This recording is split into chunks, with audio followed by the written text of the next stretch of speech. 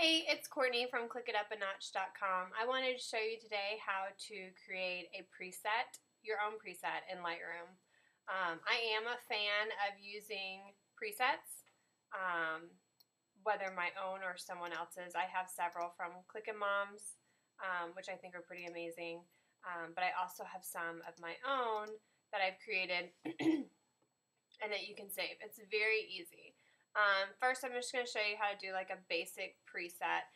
It's nice if you realize that you're editing your pictures in the same way to just create a preset for it instead of editing each picture each time. The odds are your exposure is probably pretty close to normal each time. I'm just going to run through a basic edit of what I would do. I'd bump up the exposure a little, add a little fill light, add a little blacks. Bring down the brightness a little. I'm going to add a little contrast and a little clarity. For the most part, that's all I would do. I would also adjust the white balance. There's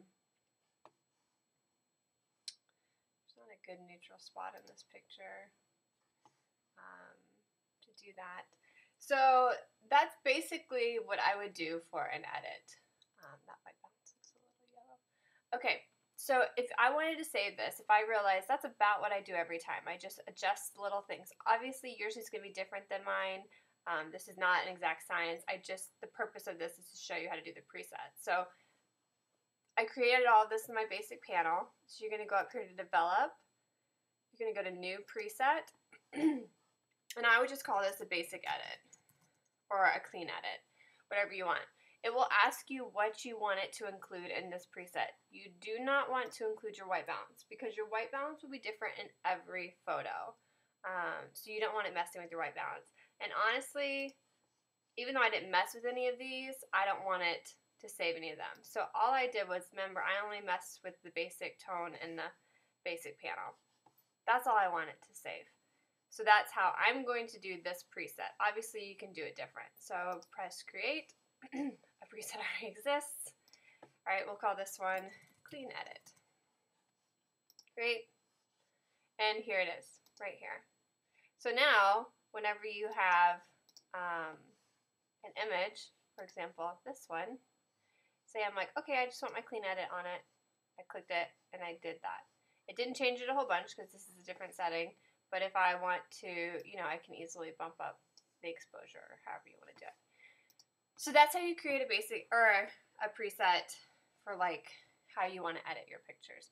There's a million different presets you might want to make. I've made a black and white one. I've made a typical underexposure preset, an overexposure preset. So if you've gone and you've underexposed a couple images, you can fix that. Like I said, don't save the white balance. It'll throw off all your pictures. Another preset I want to show you guys is one I've just started doing, and that's creating presets for the ISO. I tend to, obviously if the light is good, I keep my ISO as low as possible, but sometimes in my house my ISO is at 16, 3200, or 6400. So if you create a preset for just that to fix that, the noise in that picture, so I'm going to come down here, do a little noise reduction. Be careful, you don't want to look plasticky. Bring down the detail a little. So basically that's all I'm going to do. Nothing huge. So this ISO is at 3200. All I did was mess with my noise reduction. I don't want it to save how I edited the picture, the lighting, my white balance, or anything. Go into New Preset. I'm going to call this one ISO 3200. Stuff is checked from last time. I don't want it to mess with any way that I edited the picture.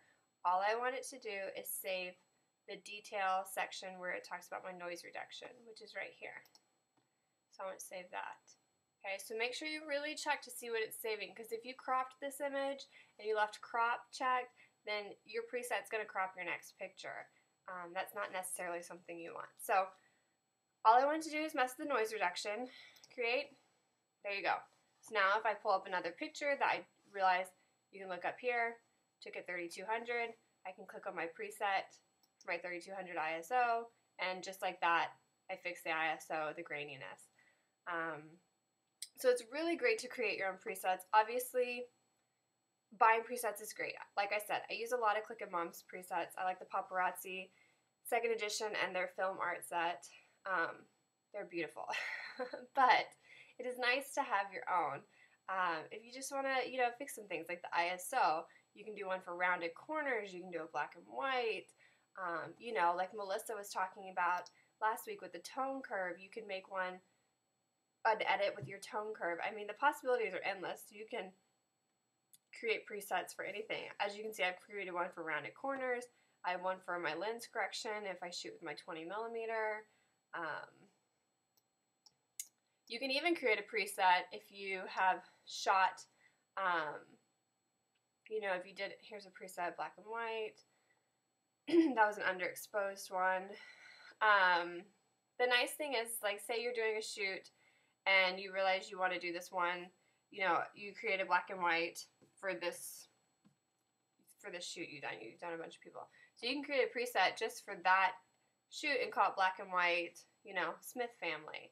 And then that way you can just mess with each picture and see, because your settings are going to be around the same, your exposure is going to be around the same, and you can see if it's a good fit for that. So if you have any questions, please let me know.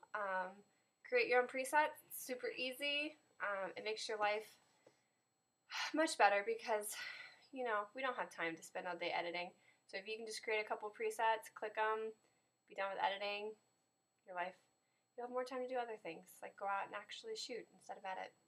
All right, thanks.